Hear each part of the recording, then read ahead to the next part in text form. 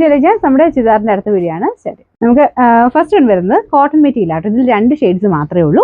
അപ്പോൾ ഇത് light weight ആയിട്ടുള്ള കോട്ടൺ മെറ്റീരിയലാണ്. ഇപ്പോഴത്തെ ഒരു ചൂട് സമയത്തിന് വന്നിരിക്കുന്ന ഐറ്റം ആട്ടോ. ഇടാൻ ഭയങ്കര കംഫർട്ടബിളാണ്. 2 ഷെയ്ഡ്സ് ഞാൻ പറഞ്ഞാൽ ഇതൊരു ഫസ്റ്റ് വൺ വരുന്നത് ലൈറ്റ് ആഷ് കളർ. ഫ്രണ്ട് പോർഷനിൽ ചെറിയൊരു ഹാൻഡ് വർക്കും ചെയ്തിട്ടുണ്ട്. നല്ല റീസണബിൾ പ്രൈസ് ആട്ടോ. 1000 ബിലോ റേഞ്ചിലുള്ള ഐറ്റം ആണ്. ബോട്ടം വരുന്നത് ഇതുപോലെ പ്രിന്റ് ആണ്. എല്ലാം സെയിം ഫാബ്രിക് തന്നെയാണ് കേട്ടോ, കോട്ടൺ തന്നെയാണ്. ദുപ്പട്ടയുടെ പ്രിന്റ് ഇതുപോലെ വരും. അത്യാവശ്യം ലെങ്ത് ഉള്ള മോഡലാണ്. അപ്പോൾ എൻ്റെ ഫ്രണ്ട് പോർഷനിൽ ഇതൊന്ന് ഞാൻ അടുപ്പിച്ച് കാണിക്കാം. ഇതാണ് ഫ്രണ്ട് പോർഷനിലെ ഹാൻഡ് വർക്ക് വരുന്നത്. കുറച്ച് മടക്കി വെച്ചേക്കുന്ന കേട്ടോ, മടക്കി വെച്ചേക്കുന്നത്. അത്യാവശ്യം ലെങ്ത് കിട്ടുന്ന മോഡലാണ്. പിന്നെ നമ്പർ വരുന്നത് K499, റേറ്റ് 890 മാത്രമേ ഉള്ളൂ, 890. നമുക്ക് രണ്ടാമത്തെ ഷെയ്ഡ് നല്ല ഭംഗിയുള്ള കളറാട്ടോ. നല്ലൊരു ലൈറ്റ് ഓനിയൻ പിങ്കിന്റെ ഷെയ്ഡാണ്. ബോട്ടം മുമ്പേ കാണിച്ചാൽ തന്നെ പ്രിന്റഡ് ബോട്ടം ആണ്.